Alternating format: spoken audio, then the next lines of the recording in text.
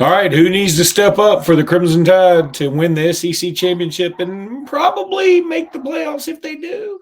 You are Locked On Bama, your daily podcast on the Alabama Crimson Tide, part of the Locked On Podcast Network, your team every day.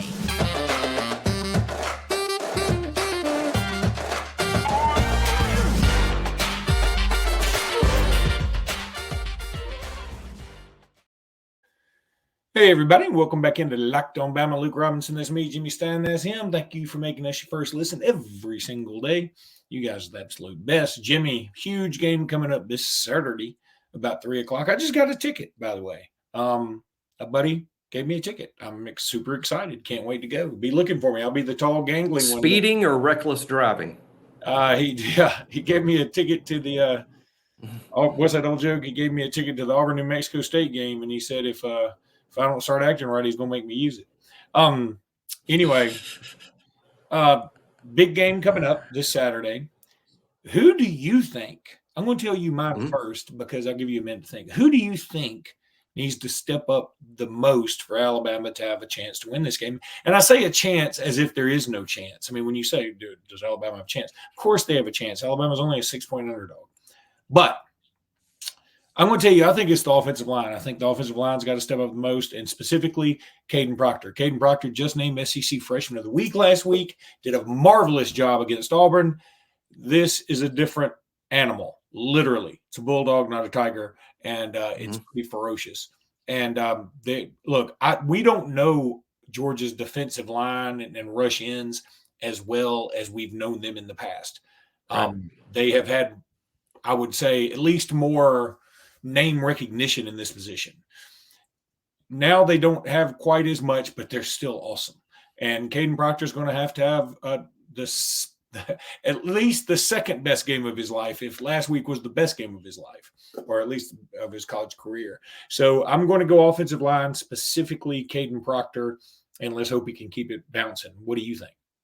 I'm glad you said Caden Proctor because it was going to be almost a boring answer to say Jaylen Milroe, but I couldn't feel any more strongly about that Jaylen is the right answer, just simply because the only way I see Alabama winning this game Saturday, I see one path, and that's Milroe playing probably his best game of the year.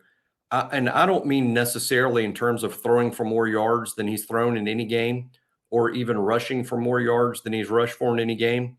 I mean, more or less, obviously, you need production in the pass game and the run game, and from Jaylen specifically. But I think a good game throwing the ball, a good game running the ball, but a clean game. No turnovers, no giant errors, no crossing the line of scrimmage before he throws the ball. Good decisions, being decisive about when to pull it and run.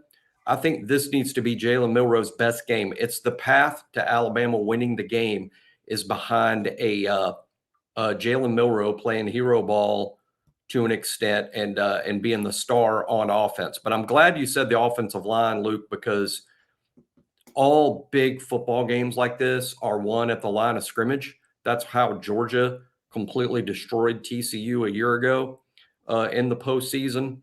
It begins and ends at the line of scrimmage. So I'm glad you said that because there is also no path for Alabama to win the game without a stellar performance from the offensive line.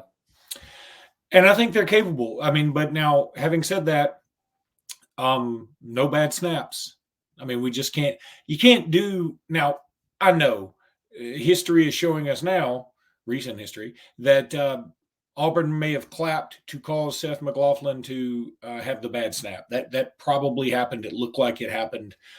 I'm kind of like, wait a minute, though. The safety from that distance – clapped, and you heard that really well in that stadium that was kind of raucous. I mean, I don't know.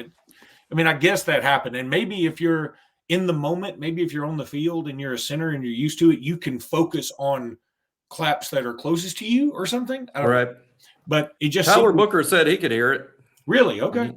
Yeah, Tyler Booker said in an interview in Next Round that the offensive line heard the clap and assumed that was the snap. Okay. So now I'm not saying it's an excuse. I'm not saying, this relieves Seth of all responsibility, but I think it does go to show how we're so quick in our society and so quick as sports fans to quickly criticize and make a goat out of someone or make them to be the bad guy when we don't know all the facts. Yeah.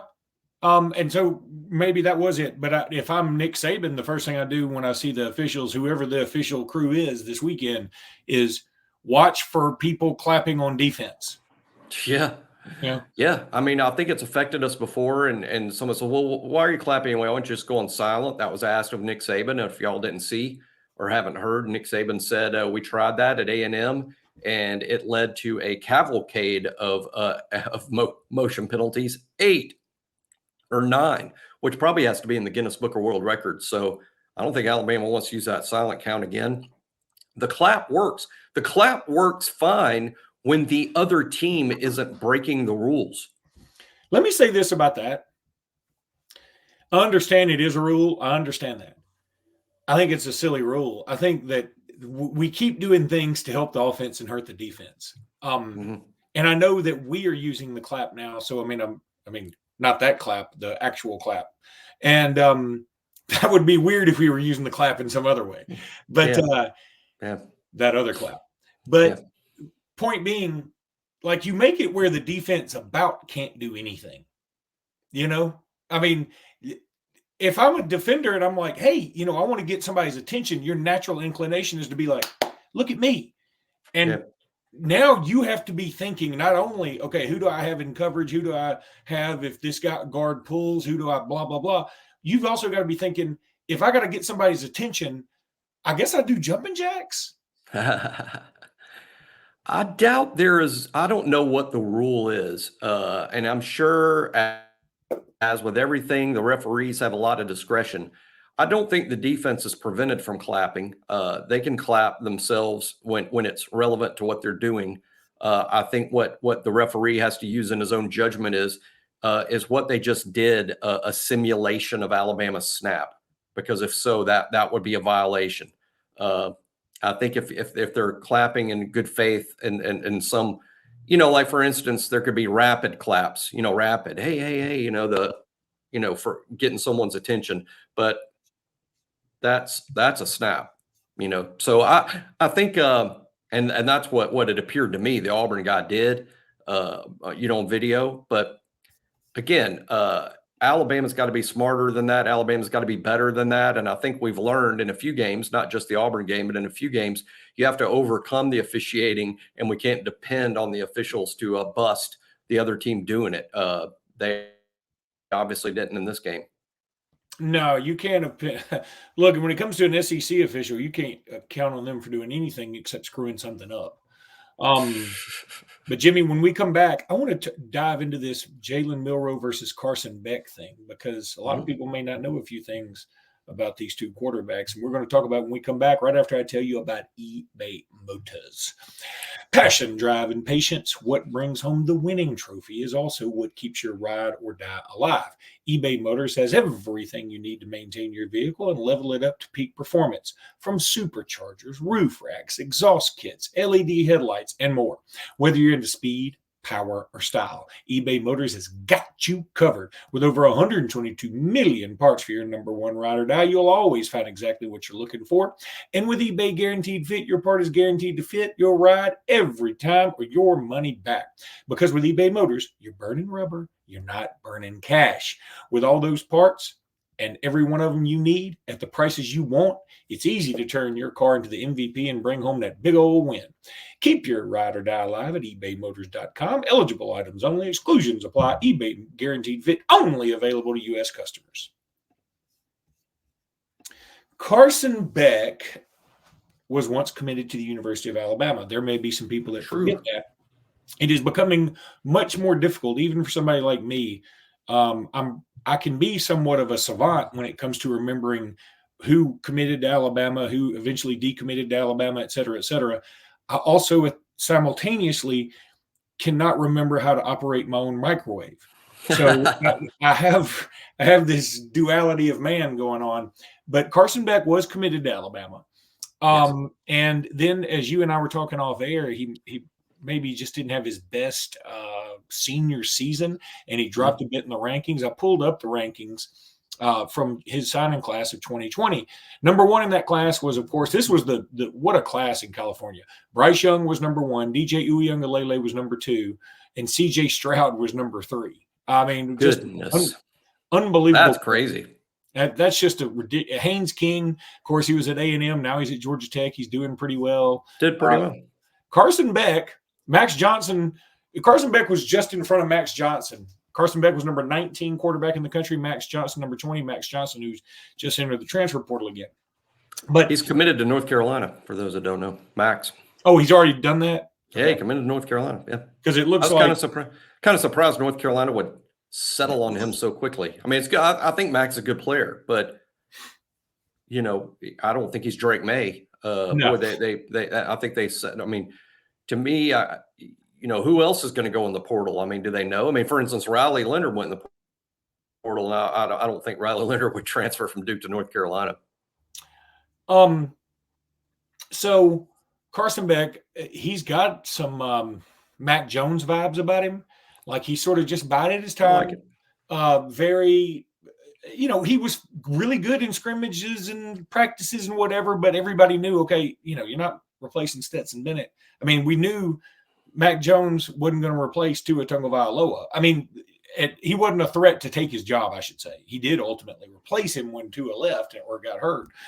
But so Carson Beck, probably more tools in the toolbox than Stetson Bennett. And people would be surprised to know, at least I was when I looked up the stats. Carson Beck is second in the SEC in terms of total passing yards. He's only about 320 yards behind Jayden Daniels. Wow. That's pretty crazy. Not only Carson's had a really good year. Listen to this, Jimmy. Listen to this. He's thrown 370 passes. Jayden Daniels has only thrown 327. Oh, wow. So Georgia throwing it all over the place and behind Carson Beck. Look, Carson Beck's had a season similar to Milroe in the sense, I don't know if people remember because things just kind of move so fast in college football. But back in September, when there were doubts about Jaylen Milroe, there were doubts about Carson Beck. He didn't get off to a great start, even against questionable competition. It wasn't until October that Beck sort of turned it around and then turned into a big deal. So these great numbers that Luke's referencing, they're basically been amassed in October and November because he had a struggle September. No one should be surprised. It was his first year starting. He's only played garbage time in previous years at Georgia. But it did take him a minute, much like Milroe. But boy, once he found his footing, once he developed some confidence and that experience, wow, he's had a good year. And some of it is the weapons. I think Georgia's got much better weapons in the pass game than they've had in recent years. Not only do you have Brock Bowers, the best tight end in college football, Oscar Delp's a pretty good player, at the second tight end position. But that wide receiver crew, Thomas, Marcus Rosemary, whatever. Jacques. I butcher that every time. Rosemary Saint something. Marcus St. Rose. Look, let it go. Let it go, Jimmy. I know. I'll never get it. You missed it. You missed your window. Lad McConkey, of course. And Dominic Lovett, the transfer from Missouri. I mean, they just have some really impressive depth of playmakers that I don't think they've always had outside. And then throw in a better quarterback than that. Stetson Bennett's good. I get flustered when I see Stetson Bennett slander because I don't know what people expect other than what he did last year when he was a legitimate Heisman candidate. But Carson Beck to me is a more gifted individual, and I think Carson Beck's gonna make a good pro. Stealing this from my partner at BOL, Clint Lamb. Clint made a really good point about, hey, if you sit there and watch tape of Quinn Ewers and Carson Beck, he's like, you're going to take Beck. And that's sort of surprising. But when he says it, I can see exactly what he's talking about. And when I said, hey, I'll agree with this for sure. I might take Ewers today, but I have no doubt in my mind Beck will be a better player next year than Ewers was this year. I mean, I think Beck is ascending and Ewers is sort of tapped out at what he is.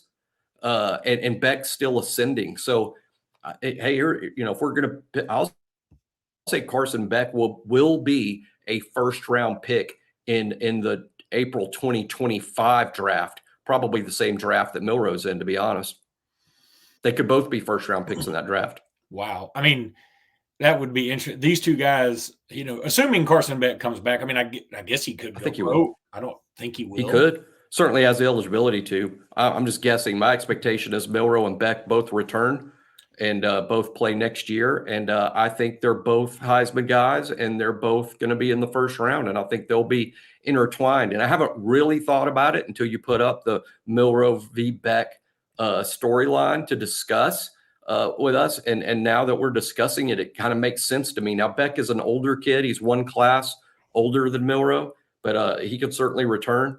And that's what I expect to see. And this might be the first Carson Beck, Jaylen Milroe battle, because as we talked about last show, a couple shows ago, September 28th, next season, it's Georgia versus Alabama in Bryant-Denny Stadium in the regular season, and very likely quarterback matchup that night.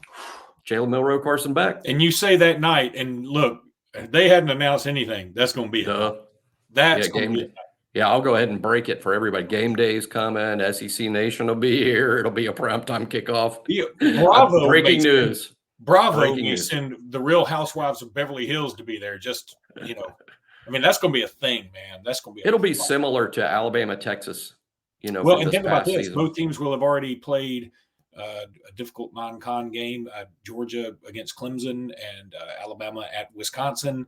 I mean, yeah, that's going to be a thing. But the Milroe bet is, I mean, it's two quarterbacks that couldn't be sort of further from each other in a way. I mean, I don't remember at all seeing Carson Beck use his legs. Now, I don't watch every Georgia play, everything, but I'm saying he seems like such a pocket guy, and he was like, I'm in trouble. I'm going to throw it wherever Brock Bowers is supposed to be, which is a great plan, by the way. So I just think this is going to be a fantastic matchup. And, people are going to always compare these two now, especially if they both come back. If they both come back, I mean, they're going to be – it's going to be the battle for who will you choose as the top quarterback going into the season and first team All-SEC, They were the two least experienced starting quarterbacks in the SEC to start the season, the two least experienced, and could go into next season 1-2 in the SEC and both in the Heisman race and the two best quarterbacks in this league. Wow. I mean, college football is just so awesome. I don't know what to tell you. All right, Jimmy, when we come back, we're going to give our official predictions. We're probably not going to predict these other games. I don't want to. I don't want to reverse jinx, reverse jinx. I don't want to do any of them. We're just going to. I don't mind either way. I know. I've already accepted some level of misery, even if Alabama wins. So, however you want to do it. Well, ask your wife how she deals with the misery, and maybe you can find out how to cope. Loudly. That's how. Loudly. All right, let me tell everybody about PrizePicks. Look, PrizePicks is the largest daily fantasy sports platform in North America. We are the easiest and most exciting way to play daily fantasy sports. It's just you against the numbers, man. Instead of betting thousands of other players, including pros and sharks, you pick more or less than 2 to 6 players' stat projections and watch the winnings just roll on in. Look, it's the most fun you can have winning up to 25 times your money. With the basketball season here, you can now pick combo projections across football and basketball from the Specials League, a league created specifically for combo projections that includes 2 or more players from different sports leagues. For example, LeBron James plus Travis Kelce at a 10.5 combo with 3-pointers made plus receptions. Want to play alongside some superstar celebrities? How about rapper Meek Mill and comedian Andrew Schultz? You can find them in community plays under promos tab of the app to view entries from some of the biggest names in the PrizePick community. All you got to do is go to prizepicks.com/lockedoncollege. That's prizepicks.com/lockedoncollege. You can use code LockedOnCollege for a first deposit match up to $100. Look, I'm telling you, it's just the hottest way to have fun when you want to deal with the NFL and you want to deal with college and you want to deal with basketball and NBA, everything. Go to prizepicks.com/lockedoncollege. Use code LockedOnCollege. Thank you. I like the way you whispered it at the end, sort of like a Madonna song. Anyway, Jimmy, prediction time. And look, I've been telling everybody this. I go on a show every Wednesday out of Montgomery. for Locked On Bama, and I told him the same thing. I'm going to tell y'all the same thing, that my head is screaming Georgia's going to win this game. In fact, I kind of – my head is saying, Luke, Georgia's going to win and they're going to cover. Now, it's only 6 points, so I mean if Georgia wins by a touchdown, they cover. I'm going to go with my heart. I'm going to say Bama 27-26. I'm going to say it's a fabulous ball game. I'm going to say there are some fantastic moments littered throughout this thing. And I think it would be perfect if it were 27-26, because it would give the committee so much to consider, no matter what happens in the other games. Not only just, Alabama versus Oregon, Texas, and whoever else, but what about Georgia? Georgia should at least be in the consideration. They should at least be in the discussion. And I think it's going to be a whale of a ball game. And maybe I'm going with my gut because I did just get a free ticket. And I'm sort of like, I don't want to go there and watch us get beat, so I'm not going to believe that. I'm going to go another direction. And there'll be somebody on here who says, you're not a true Bama fan if you don't believe. It's not about believing. I'm always believe we're going to win. But it's about me trying to separate all this in my mind and saying, do I really think this team that has done some fantastic things, this Bama team has done some fantastic things, and they've improved so much. But Georgia's kind of a machine right now. That's the only thing that bothers me. They're just a machine that just churns it out. They are the unwavering, unemotional squad that we used to be. They do joyless murder ball now. And we are kind of having more fun playing football. I love this aspect. I love this new personality we have. I do. It's been fun. Milroe is awesome, and I love watching him. But I'm saying we are prone to more mistakes now, and we cannot make mistakes against this crowd. But having said all that, Jimmy, my official prediction is Bama 27, Georgia 26. Yeah, I had no idea what your score was until you just told us now. So I feel kind of weird with my score a little bit.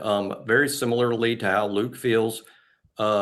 I'm going to also say that Alabama's going to win this game, but I'll also say Alabama's going to win this game in an upset. I think Georgia is the better football team, and Georgia and Alabama, if they played each other 10 times, Georgia might win more times than Alabama would.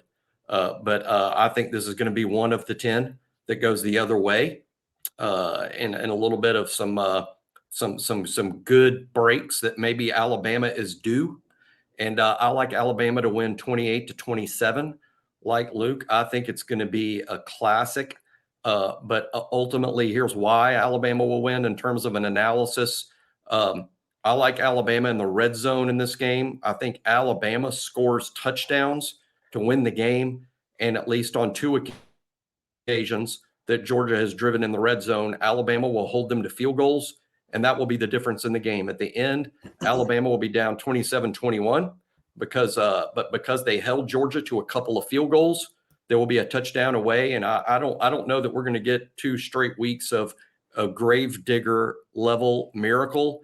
I don't know that it's going to take a miracle, but it may take a 2-minute drive to win the game. And I like Jaylen Milroe delivering and Alabama winning 28-27. In one of the great wins of the Nick Saban era at Alabama. I almost want to predict this because I think this would be just fabulous. That, first of all, like if we're just doing some funky player stuff, I'm going to say Christian Story or Malachi Moore. One of those, like somebody not Caleb Downs makes a pick, number one. The other thing I want to say is, given that both our projections are Alabama by 1 point, in my head, as soon as you said that, I was like, man, I hope it comes down to Alabama. Alabama scores late. Everybody's thinking Alabama kicked the field goal to tie it up, go to OT, and we go for 2 and get it. And we go for 2 and get it with we put a man in motion and Milroe straight up the middle. When you're the underdog, I sort of like those kind of gambles. I do think, hey, we're legitimately an underdog here. Georgia now favored by 6 points. And when you're the underdog, you do things like go for 2. You run a little trickeration. There might be more Kendrick Law stuff that we haven't even seen yet. But yeah, I like how Luke's thinking on that there's going to be some tricks up Nick Saban's sleeve a little bit. Alabama doesn't normally have to go into a game thinking we got to fool anybody, but you might have to in this game. So Alabama and Tommy Rees can dig into their bag of tricks a little bit. How about somebody else throwing the ball? I'm not sure what kind of experience the backs have, but I think the wide receivers. A couple of them have played or spent some time at quarterback. Wouldn't be surprised maybe to see some fun Wildcat stuff with maybe Kendrick Law at Wildcat. Let me tell you what's interesting. It made me think. I don't think we've got like an Ardarius Stewart, a guy who played quarterback at Fultondale back in his day. I don't know that we've got a guy playing receiver that may have done that. Not off the top of my head, but it wouldn't surprise me if Kendrick Law saw some time. Kendrick's such a Swiss Army knife, Swiss Army knife type player. And I'm not saying put Kendrick Law at Wildcat and let him whistle the ball 40 yards downfield. I'm just saying get Georgia a little confused, move players around. Hey, you can line up Milroe at wide receiver and he can run a route and catch a ball. Does anybody doubt that? You can also put Milroe at running back and Kendrick Law. Just changing things up and trying to confuse Georgia a little bit in terms of where they're, you can call it eye candy. I hate that term that's used all the time. I don't like it, but what you can do, and the whole point of eye candy is getting Georgia looking at the wrong thing. It's like a magic trick. You get them looking at this spot, but the real action's happening in another spot. When you said Alabama digging its bag of tricks, I mean, we're not known. We've done a few flea flickers. I remember one against A&M on the road, one at Auburn on the road. I mean, we've done some flea flicker stuff. I do remember, I think it was Marquise Mays that threw a pass. Who threw the pass at LSU that was intercepted? Who threw that pass in the game of the century, 2011? I think that was Mays. That might have been Mays threw the ball that Michael Williams didn't come down with because their safety Reed caught it. Yeah, I think it might have been Mays. My point is, we don't do a lot of trick plays, and this team doing a trick play would scare me. And I immediately remembered a joke from The Simpsons where there was a very harsh critic talking about different restaurants she had went to, and she said her review on Baskin Robbins was, why do 31 flavors when you can't get vanilla right? And my I always thought that was funny. But my thing on why do a trick play when we have enough trouble just remembering where the line of scrimmage is? Or you know what I mean? I'm kind of worried about a trick play. I would love to do one. It would be fun to think we could pull it off.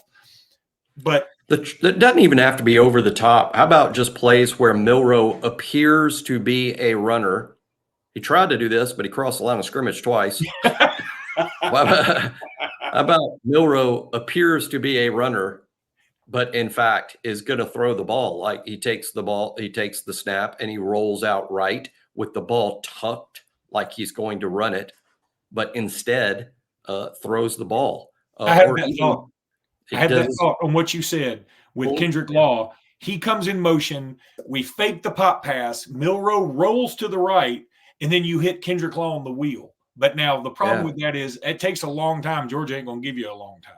Yeah, any long developing play is probably an issue against Georgia. And again, they'll blow stuff up. I think our general point, though, isn't, hey, this specific trick play or this specific trick play. It's just Alabama's not an underdog very often. So I don't mind seeing Alabama do underdog things like go for two. Go for it on 4th and 1. Alabama's only gone for it on 4th down 4 times all year. Going for it on 4th and 1. Going for 2. Wait a minute. We've only gone for it 4th down how many times? I think 4 times all year. And 2 of them were an Iron Bowl? Correct. I believe that's correct. Which is also ironic because if you remember, we had to go for it on 4th down when we did the kick 6 and couldn't get it. Correct. So things like that, I think, are underdog type things. How about a fake kick or a fake punt?